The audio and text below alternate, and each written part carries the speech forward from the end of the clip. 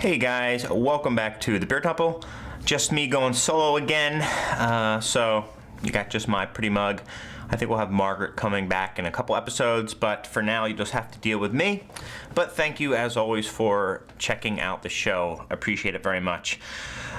Freezing cold day here in Chicago, so I figured I'm gonna do, I think, a bunch of shows right in a row. Not something I typically do, but if you see me in the same shirt or something like that, just a heads up that you know that I filmed a couple in a row. It's frigid here today in Chicago. I think it's like 15 degrees. That's actual temp, and that's like in the middle of the day. So why not just sit inside and drink some good beer? I figure so. That's pretty much exactly what I'm going to do.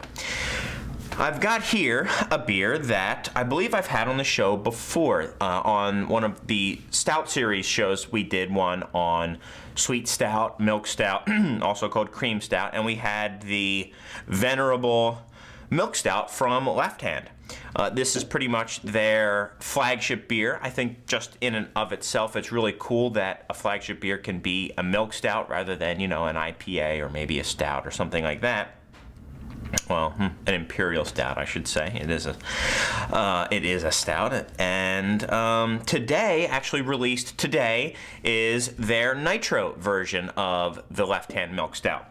So for those of you who don't know what that is or haven't had the Nitro beers, think Guinness. If you ever had a Guinness in a bar, or if you've ever had one of the tall boy cans like I had in another one of the stout episodes, the Irish Stout, the dry stout episode, they make nitrogenated versions of this of stouts typically. You can do it with any beer, and the reason is, if you want to get the whole backstory on it, go back to the Irish Stout episode. But just briefly, basically, nitrogenating beer was developed by Guinness when they went to metallic kegs and started using a pressurized system to serve their beer on draft, but wanted to give the cask ale feel to it, which often has a very creamy mouthfeel to it. So what they did was did a whole bunch of experimenting and realized that if you carbonated a beer with a mixture of nitrogen and carbon dioxide rather than just carbon dioxide like almost all other beers are, that it gives it a much more creamy mouthfeel to it. The reason behind that is that nitrogen is much harder to keep in suspension. So one thing that happens is that the nitrogen will come out of suspension in the beer much quicker, and it'll give it a lower level of carbonation. But also, the nitrogen bubbles are tiny. They are minuscule compared to the big carbon dioxide bubbles that you get in typical beer. And the way that manifests itself on your palate is just a very soft, creamy touch to the beer. It's really the nitrogen that is doing it. It's an inert gas, so that is not something that's going to affect your beer negatively either. So yeah, it was a huge success. If you've ever gone, like I said, to the pub and seen Guinness, their tap handles typically have that little black plate at the bottom, that black nozzle that kind of sticks straight down. That will tell you that it is a nitro tap. You can nitrogenate any beer, but typically it's not going to, a lot of beers are not going to benefit from it. In fact, some will not benefit from it, and they also will go flat very quickly if you try to growler them or something like that, just because nitrogen is so hard to keep in suspension. So the Milk Stout by Left Hand is very popular as a nitro beer on tap, and it is not available up until today in a nitro bottle. So what they did, and it, like I said, came out today, is came out with a brand new nitro bottle. And this is the first I've ever seen that doesn't have that little widget in it. Like I said, with the Guinness cans, you get that, if you shake it, you can hear the little widget. But in fact, hold on, I'll be right back. Okay, ran and got a widget can of Guinness that I had sitting around from the old Irish Stout episode. I said Stout again. So listen to it. If you shake it, if I can, there you go. Hear that little ball kind of shaking around in there? Almost sounds like a can of spray paint, Krylon or something like that. That's actually a ball filled with nitrogen. It gets cracked open and releases the nitrogen into the beer, and that's how you get the nitro pour. This bottle, I'll just set this on the ground. This bottle doesn't have that. I don't know how they did it. I don't know how they got this the nitrogen in suspension in the beer. So let's see. Also, a little caveat. When I got this beer home, I immediately dropped it on the ground, the whole 6-pack, and shattered one of the bottles and dented all the rest. So I don't know if that will affect the beer. So, interesting. There's pouring instructions on the back of the label. It just says pour hard, admire and enjoy. And there's actually a little QR code.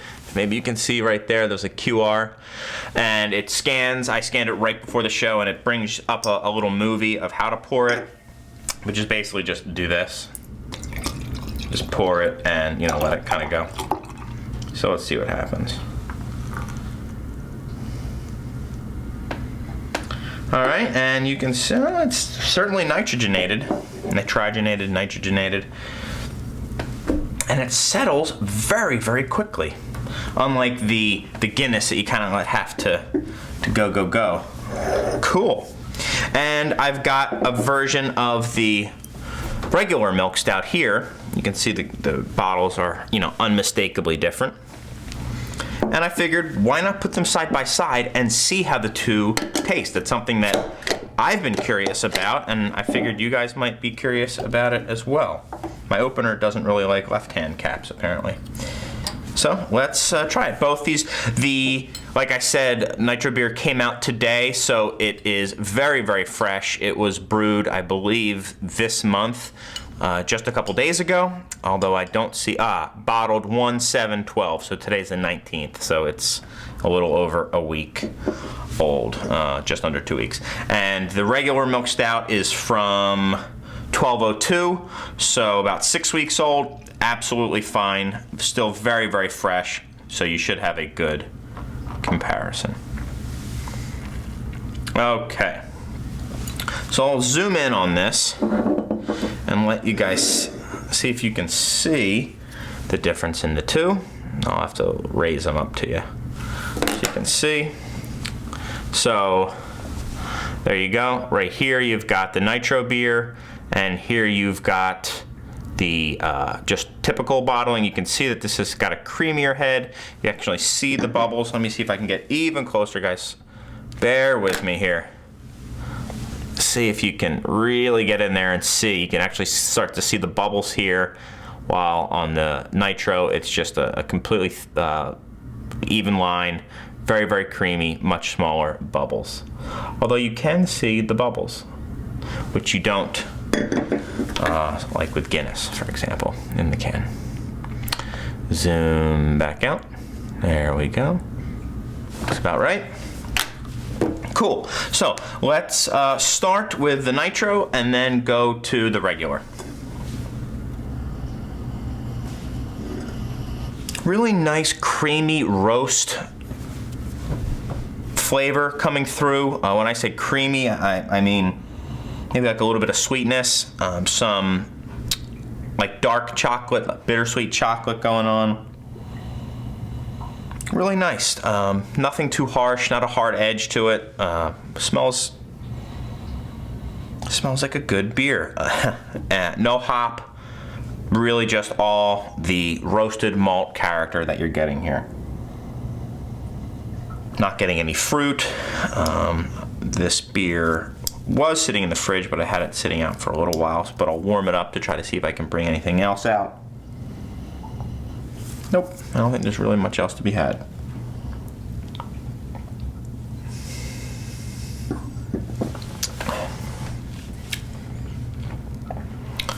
Right, very smooth, very easy drinking, goes down, pretty much a gulpable stout. Not too high in alcohol, I believe, so certainly not going to hurt you to drink these beers. I don't think either of them say what the alcohol is. No, but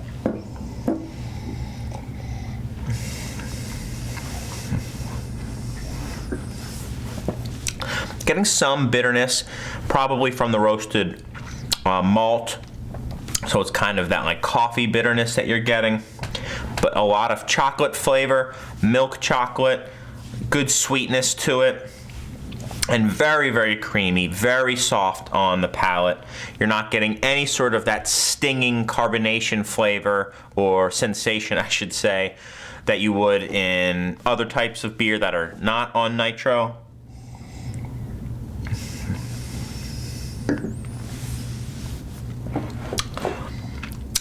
And it's good. You'll also notice, I don't know if you can see, that the head is much more permanent on the Nitro beer. It's pretty much already gone down in the non-Nitro beer to just a very thin film, where it's still standing tough here. So, good beer. I'm gonna go, I'm curious to see what I gave it last time. I'm gonna go 91 with this beer. It's good. It's a very solid beer. If you're looking for that nice kind of creamy stout flavor, but you don't want a Guinness, you want something a little bit softer on the palate with a little bit more chocolate flavor to it, definitely a good go-to beer. And I think they definitely recreated the Nitro feel to the beer out of the bottle. But let's see how it stacks up to the traditional bottling of the Milk Stout. All right, so let me agitate this a bit more. So I'm getting a little bit more fruity flavors to this, some dark dried fruit, not quite as much of that hard roast. Yeah. And yeah, so a bit more fruit. I'm getting the chocolate. I'm not getting some of those, like I said, coffee flavors. Again, no hops and nothing like that.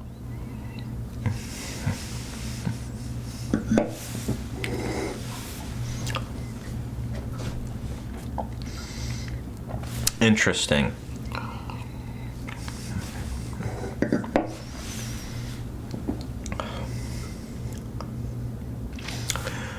So, it's funny, going side by side, absolutely the carbonation is much more noticeable here in the regular bottling. You are getting that kind of fizzy, stingy sensation from the carbonation, but aside from that, it's a very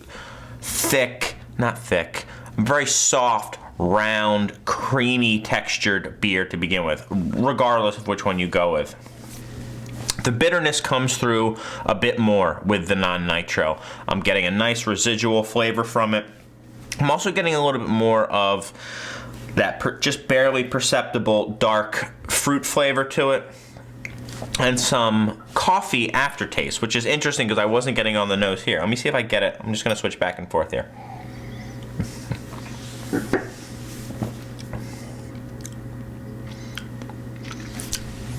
Okay.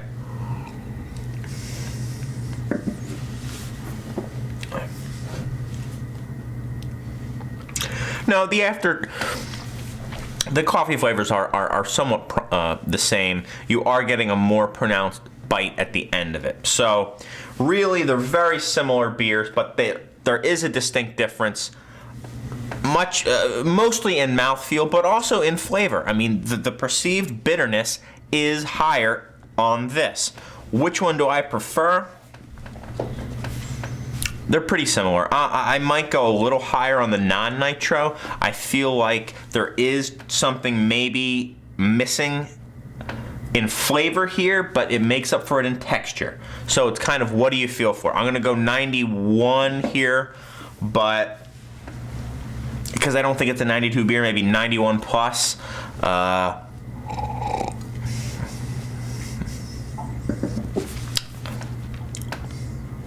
Yeah. I just kind of like that bitterness. I like that roast flavor at the end. But this one is more drinkable. They're both good. Go out and if you like the Milk Stout, you like it on draft, go get the Nitro. I can't say I don't recommend both of these. And it was fun to do it side by side. You know, I do it so you guys don't necessarily have to if you don't want. So hopefully that was educational for you. Learned a little bit about the differences between the two Milk Stout versions. And I'll see you back here. We got some big beers coming up, so I'm very, very anxious to get on to my next shows. Until then, thank you guys so much for the comments and everything that you guys leave with me. Although, I will say, I haven't had a comment on a show in the last, 2 or 3 episodes. So, guys, I do take that very personally, and I just have to assume you don't like me anymore. So, I guess you're just not that into me.